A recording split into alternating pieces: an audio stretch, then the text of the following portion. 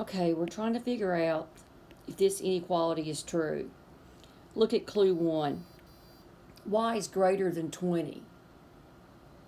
Well, that doesn't tell me anything about x, so that doesn't help. That doesn't work independently. Same reason for clue 2, x is less than 5. It doesn't tell me anything about y. It doesn't work independently. So I believe what I'm going to do on this one is choose some numbers. And I'm going to let y equal 24. And I'll tell you why I chose 24 in a minute. And I'm going to let x equal 4. I'm putting them both together now. 24 and 4, they're divisible by 4. And when you write that fraction, x over y, 4 over 24, I'm going to be to reduce it. And I thought that might help me. And then x plus 2, that's going to be 6. And then 24 plus 3 is 27. And 3 would go into both of those. 3 would go into 6 2 times. 3 would go into 27 9 times.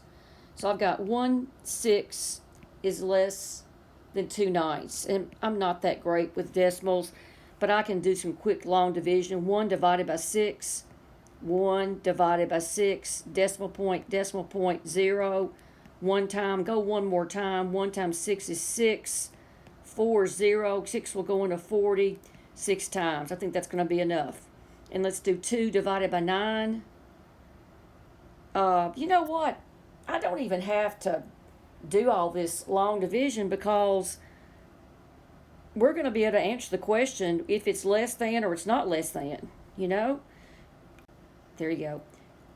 2 divided by 9, I'll carry on because I'm just right under 2 minutes. 2 divided by 9, ... 0. 2 times 9 is 18. You can stop right now. So the answer is C. You can answer the question if you put both of them together. Let me go back.